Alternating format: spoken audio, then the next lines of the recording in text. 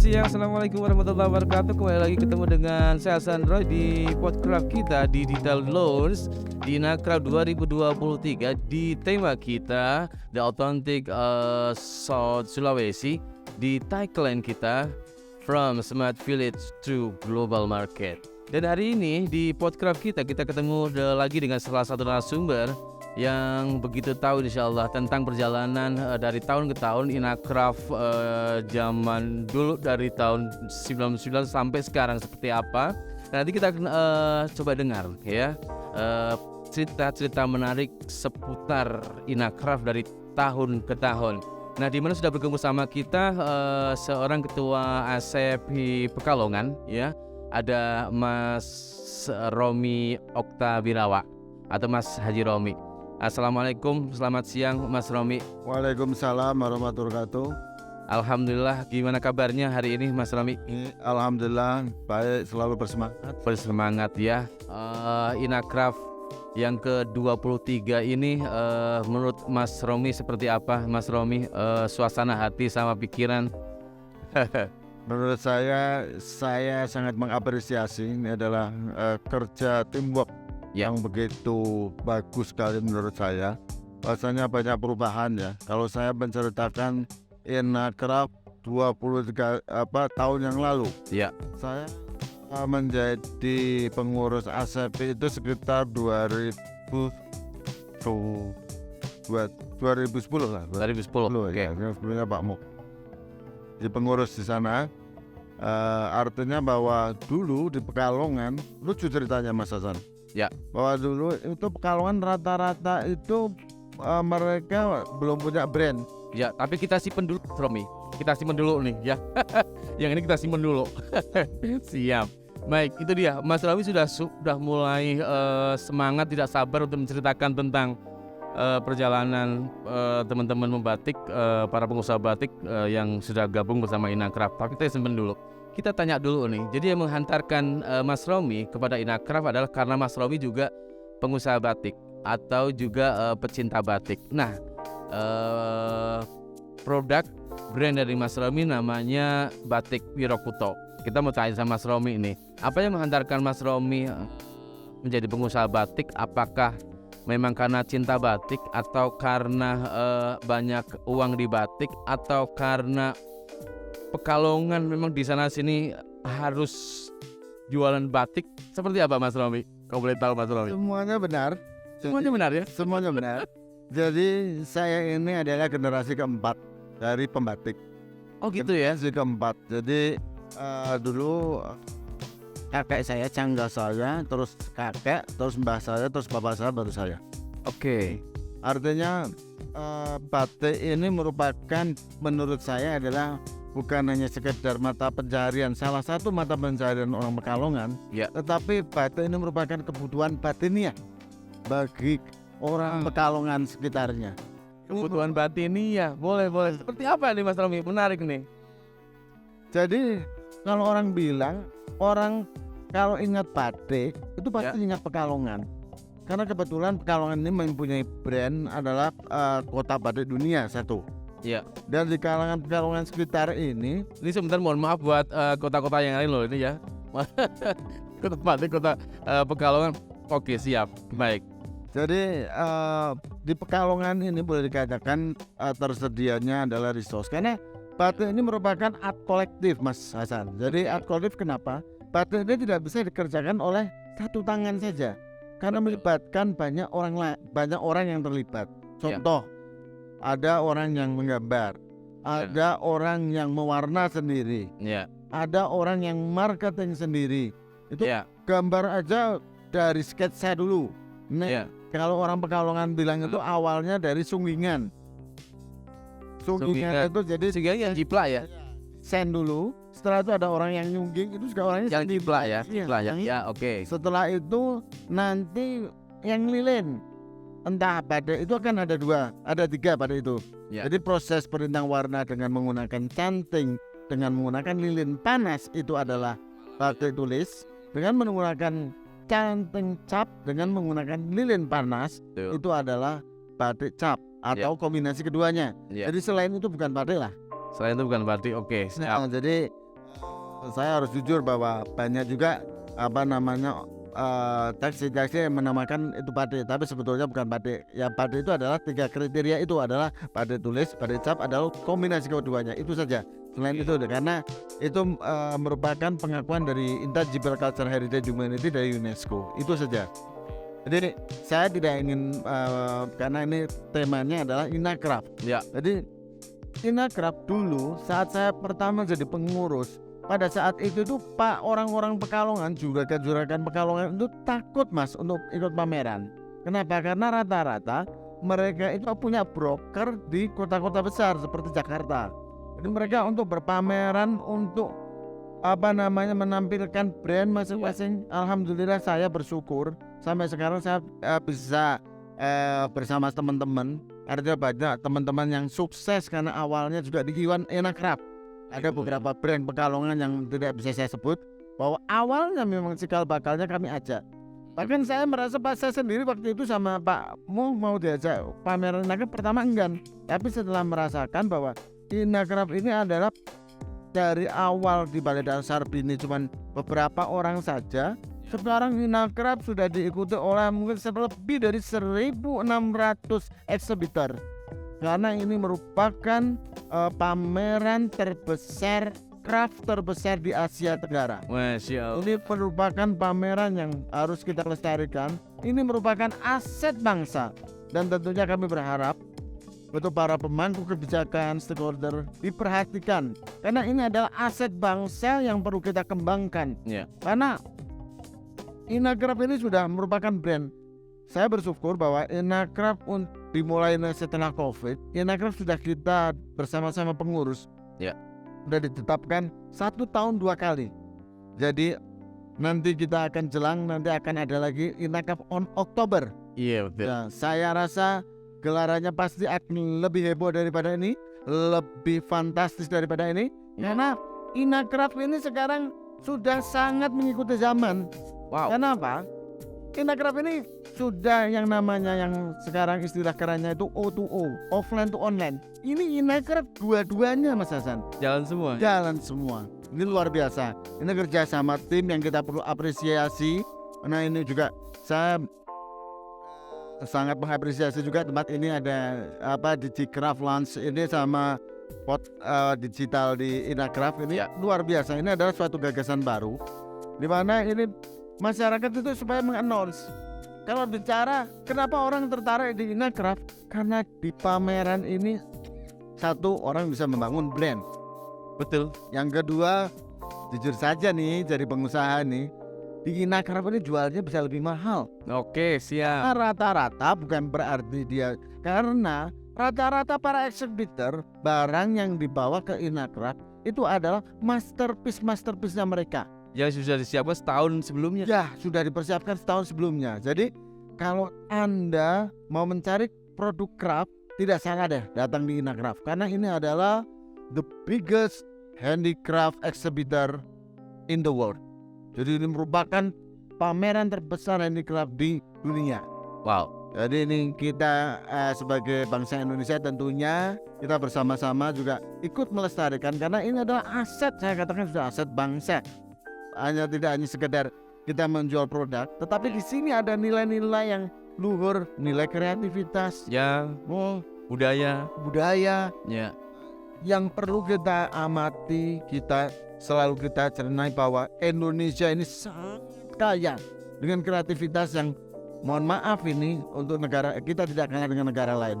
Ya. Hanya kita mungkin sekarang mari kita sama-sama, saya merasa bahwa proses di Inacraft ini saya sudah melihat beberapa sudah meregenerasi, karena perlu juga kita edukasi bahwa faktor demokrasi ini efeknya kemana-mana ini, ada punya multiplier effect, termasuk eksibitornya. Ya. Eksibitornya mungkin kalau saya yang tampil, mungkin karena sekarang sudah pasarnya ini sudah kita lihat juga sudah banyak seliweran generasi milenial, bahkan kalau saya milenial Mas, seniornya milenial maksudnya. Tapi si generasi pun sudah banyak yang sudah mulai lalu lalang, Iya. dan mereka sudah mulai melihat Bahkan eksibitornya ya. eksibitornya. Nah, ini perlu adanya satu regenerasi ke depan untuk eksibitornya supaya apa? Ada refresh. ada sesuatu yang baru, ada hal-hal yang lebih inovatif. Karena tentunya kan mereka yang generasi Z ini kan zamannya bukan seperti kita mas, zaman sepur lempung ya toh. Sekarang desain gaya-gaya desain mutakhirnya juga tentunya beda. Kita mungkin inspiringnya, kalau dulu saya mungkin hanya berhadapan dengan alam misalkan, tapi beda dengan anak saya mesti, ya kan? Mereka sudah berselancar ke dunia maya dengan beberapa, mereka bisa mengadopsi desain-desain dari seluruh dunia misalkan seperti itu. Untuk mereka aplikasikan ke handicraft, tidak hanya batik saja tetapi di handicraft yang lain. Karena apa? Pasar kita ini sebetulnya sangat besar. Untuk negara kita sendiri saja ini pasar yang belum kita garap ini masih presentasinya masih besar. Karena apa? Di kita pun ini generasi muda jelas lebih banyak. Nah ini adalah potensi yang besar untuk negara kita yang perlu kita kembangkan ke depan. Berbeda dengan ada negara-negara maju yang rata-rata justru adalah generasi tua sekarang. Indonesia ini tentunya luar biasa. Tentunya saya akan berbicara khususnya di Pekalongan. Dulu anak-anak muda untuk membuat batik misalkan, itu mereka wah males pak, kenapa lama, tua dan sebagainya. Tetapi mereka setelah merasakan, karena apa hebatnya batik apa? Batik adalah priceless and segmented. Kayak apa itu Mas Romi? Priceless itu batik tidak ada batasan harganya Mas Hasan. Berbeda Anda membeli, terutama ini saya bicara secara umum, ada handicraft. Handicraft itu priceless and segmented. Tidak ada batasan harga. Dengan bagaimana desainnya, bagaimana brandnya, dan siapa yang membeli. Aku dengar nih ada satu kain yang harganya sampai 200 juta nih kemarin nih. Iya, ini bukan saya, ini ekspektasi. Tiap nakraf pasti ada kayak gitu. Ada.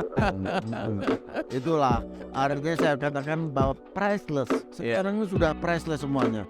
Makanya kalau para pengunjung Inagraf yang berbahagia, ini adalah saatnya kita bisa merasa menghargai karya anak bangsa yang perlu kita apresiasi. Apresiasinya tentunya ya nawar boleh, tapi jangan keterlaluan lah. Karena yang namanya handicraft itu kerjaan tangan. Nah, kerjaan tangan itu artinya apa? Ini bisa menghidupi banyak orang. Seperti saya katakan batik, art kolektif. Ini banyak tangan yang terlibat. Bukan Pak Romi saja misalkan. Dia boleh brand by Wirokuto. Tetapi di belakang saya ada sekitar 350 orang yang mengerjakan. Ya mereka punya keluarga semua ya. Dan mereka punya keluarga semua. Ada yang sekolah. Makanya ini merupakan pameran aset bangsa. Saya sangat berharap bahwa ke depan perlu adanya perhatian khusus oleh para stakeholder di negara ini, bahwasanya ini bisa menciptakan lapangan pekerjaan, ini bisa mengentaskan pengangguran. Disinilah Inagraf ini merupakan pointer sebagai ajang untuk berkompetisi, menjajakan atau memamerkan karya-karya mereka yang adiluhung. Disinilah tempatnya. Saya berharap Inagraf ke depan ini tentunya brandnya semakin baik. Perlu adanya, ya kan? Saran saya adalah tetap kita perlu adanya edukasi kepada pasar-pasar baru, yaitu dari milenial sampai ke Z generasi. Karena jangan pembelinya yang sekarang anak-anak muda banyak yang punya duit loh Mas Hasan. Iya, karena era online siapapun dunia sudah dalam genggaman. Mereka inilah makanya bagaimana sekarang anak-anak muda sekarang ini sudah terampil bagaimana cara manajemen, sampai saya kadang-kadang tidak tahu cara dagang mereka karena tidak seperti kita tuh kelihatan. Kalau kita mau sukses berarti paling tidak kita kelihatan bahwa setiap hari kita sibuk, bahwa tertekan, bahwa babaran. Enggak, anak muda itu silent operation tapi tahu-tahu omsetnya gede gitu aja. Betul banget. Ini yang luar biasa. Nah itu tuh, Mas Romi, yang kita mau tanya sama Mas Romi nih, tantangan Inagraf untuk kini seperti apa untuk zaman yang serba digital ini, Mas Romi? Ya tentunya dengan adanya pameran secara online sudah hybrid, Ya. offline dan online. Kenapa? Saya masih belum setuju kalau pameran offline itu diadakan. Saya sangat tidak setuju. Karena yang namanya handicraft itu orang itu tidak hanya melihat tapi butuh touching. Sangat. Ya, jadi harus ada sentuhan. Karena apa? Kalau saya bicara tentang batik ya, Ya. kenapa orang harus datang ke pameran untuk beli batik? Karena salah satunya adalah di pameran ini para pembeli itu bisa langsung berkomunikasi dengan para penjualnya, para pembuatnya. Akhirnya tidak cuma touching tapi juga talking ya. Talking. Iya. Bagaimana filosofi historikalnya? Yes. Ya, karena mohon maaf ini kalau saya agak bicaranya awang-awang, bahwa batik ini mempunyai visualisasi spiritual, Mas. Wah, jauh lagi nih. Seperti apa nih Mas Romi? Ya, jadi dulu nenek moyang kita ini di dalam penciptaan motif batik ini tidak seperti sekarang, googling, ATM, amati tiru dan modifikasi, tidak. Dulu betul-betul nenek moyang itu melakukan ritual-ritual tertentu sampai terciptanya namanya motif parang, gurdo, sido derajat, sido luhur, sido asik, sampai teruntum dan sebagainya. Ini ada ritual-ritual khusus yang mereka lakukan. Kenapa? Kalau kita lihat sekarang ini kan hanya bisa langsung menikmati saja, mereka memodifikasi tempel sana tempel sini, tahu-tahu jadi motif batik gitu aja kan. Tetapi sebetulnya di dalam pemaknaan motif itu, apalagi kalau nanti semua handicraft yang ada di pameran ini mulai ada telling story-nya. Ya. Kenapa saya membuat dengan pola bentuk seperti ini, dengan sudut seperti ini, dimensi seperti ini? Kalau itu sudah ada narasinya, itu merupakan added value tersendiri. Makanya ke depan harapan saya bahwa nanti generasi muda pembatik, terutama khususnya di Pekalongan, umumnya di Indonesia, itu jangan hanya menjadi penjual batik saja, tetapi jadilah juga pendongeng batik. Karena dengan mereka mendongeng batik, berarti mereka sama saja mempromosikan batik itu sendiri, dan akhirnya ini ada legasi yang mereka tahu tinggalkan ke depan. Ini akan menjadi berkesinambungan terus menerus. Itu Mas Hasan. Mantap, siap. Ya. Saya pernah membaca juga tentang artikel yang baru saja Mas Romi terangkan, bahwa satu motif batik itu ada ritualnya, ada posonya, ada puasanya, sampai akhirnya ketemu parang, ketemu sido mukti, ketemu situasi dan semuanya ya. Itu kalau kembali dilakukan oleh anak muda mungkin akan lebih sangat lagi ya. Apa nggak mungkin ya? Mungkin sekali. Malah mungkin ya Mas Romi ya. Jadi ada hal-hal yang menandai tentang budaya, misalkan ya. Artinya bukan berarti muncul pada reformasi dulu. Ada muncul pernah muncul pada SBY. Sekarang ada muncul pada Jokowi, misalkan seperti itu. Ya. Ini adalah sebuah hasil inspiringnya mereka pada zamannya. Dan saya rasa jangan zaman-zaman ke depan ini banyak inspirasi-inspirasi yang bisa mereka implementasikan kepada karya mereka. Ya. Saya yakin. Iya. Kenapa? Caranya berbeda. Betul. Kalau bahasa syariatnya itu cara berijtihadnya itu berbeda. Iya. Kalau dulu kan orang melakukan ritual berdoa, mereka kan melakukan ibadah-ibadah tertentu untuk mereka beradaptasi dengan alam, atau mereka langsung menuju ke Sang Holik untuk bagaimana mereka akhirnya mendapat mimpi lalu menciptakan macam-macam. Anak muda sekarang mungkin dengan memanfaatkan teknologi misalnya, ya kan? Artinya kan mendesain ini kan sekarang banyak caranya, dengan ilmu aritmetika. Ada yang sekarang kan sudah di bundling, dikolaborasikan dengan gaya-gaya lama. Saya yakin kalau kita selalu beradaptasi dengan alam sekitar saat ini, dan kita selalu berinovasi. Kalau kuncinya, kalau menurut guru saya itu, kalau kamu mau sukses, yang penting kamu mau melihat dan kamu mau mendengar.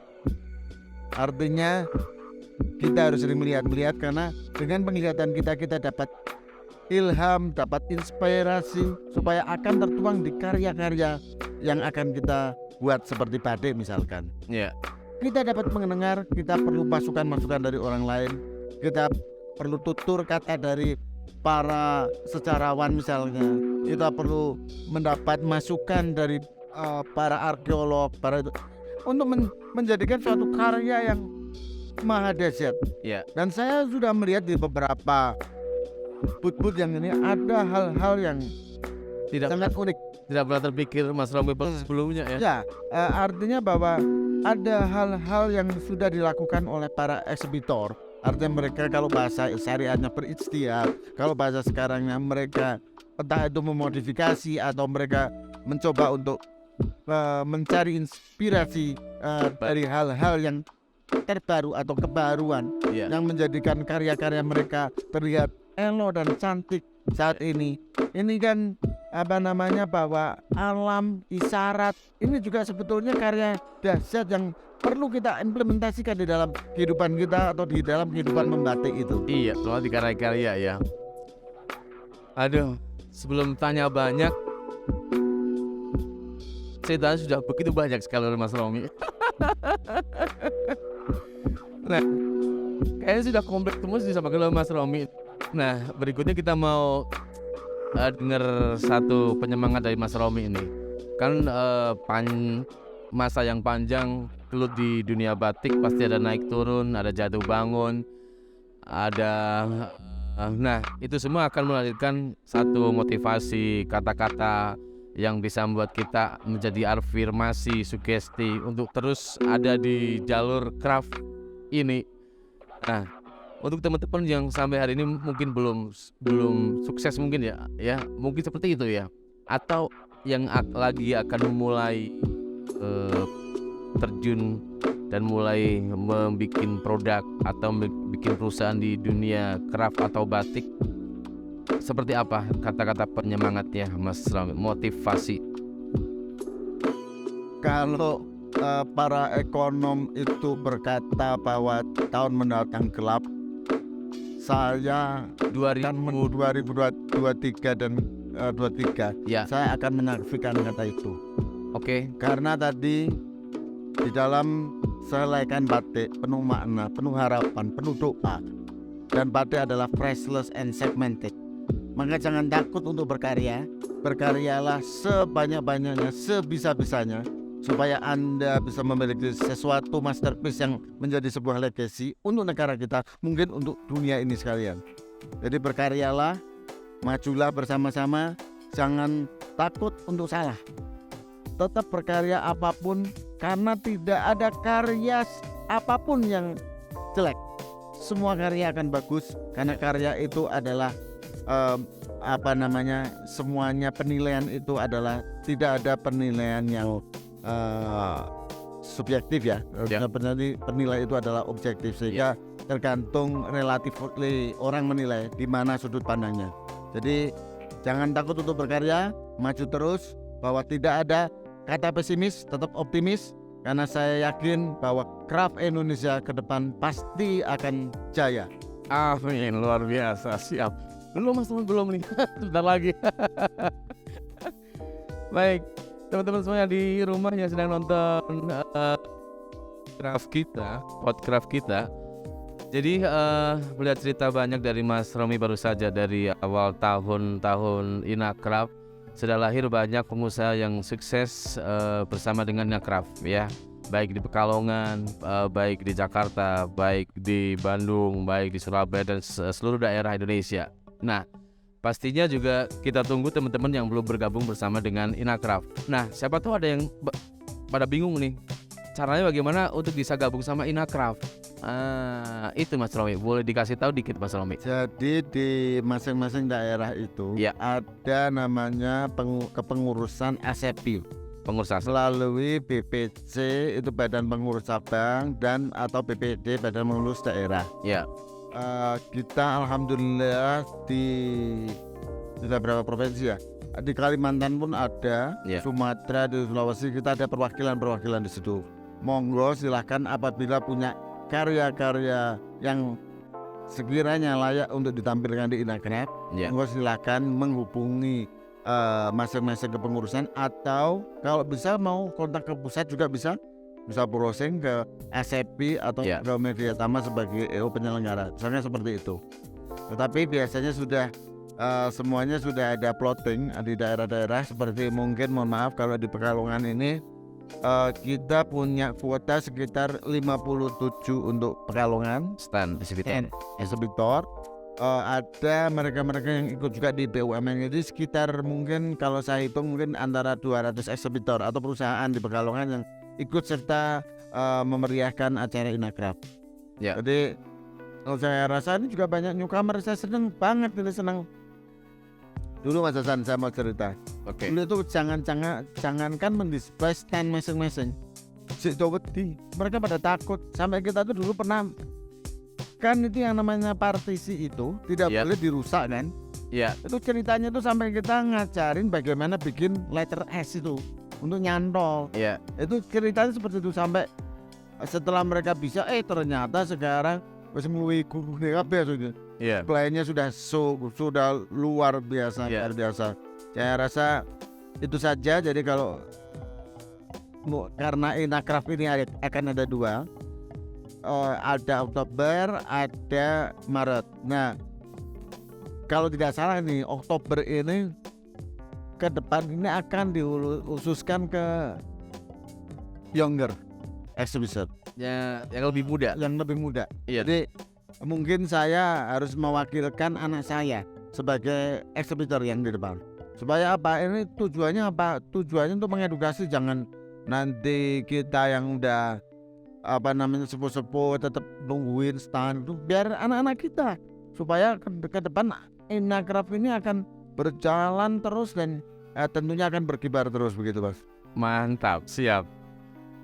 Jadi buat teman-teman tadi yang pengen gabung sama Inagraf bisa ketemu dengan ASEBI di DBC maupun BPD. Nah, terus berikutnya di bulan Oktober nanti kita akan ketemu lagi di Inagraf 2023, yang dimana dikabarkan oleh Mas Romi tadi akan lebih muda, akan lebih fresh pastinya, dan akan lebih ketemu dengan zaman now, ya Mas Romi ya. Nah makanya kalau yang di bulan Maret ini, di hari yang terakhir sampai hari ini kalian belum sempat datang ke Inagraf, nanti sampai jam berapa ini Mas Romi kita? Jam 9. Sampai jam Biasanya kalau hari hari terakhir. terakhir mungkin bisa sampai jam 10, biasa sambil mereka mempersiapkan untuk pulang ke rumah masing-masing. Oh gitu. Soalnya masih banyak juga seliburan. Kadang-kadang soalnya ini pada seneng nih, pada datang biasanya last minute. Wah, last minute daripada dibawa pulang-pulang, akhirnya pada nawar begitu Mas Asa. Oh siap. Jadi kalau biasanya diskon itu biasanya last minute, ini udah mau pulang. Menarik. Jadi di hari terakhir biasanya ada sesuatu yang menarik. Siapa tahu kalian dari 4 hari kemarin belum sempat datang ke Inagraf, silahkan datang ke Inagraf di 2023 di hari terakhir, hari yang kelima di 5 Maret ini.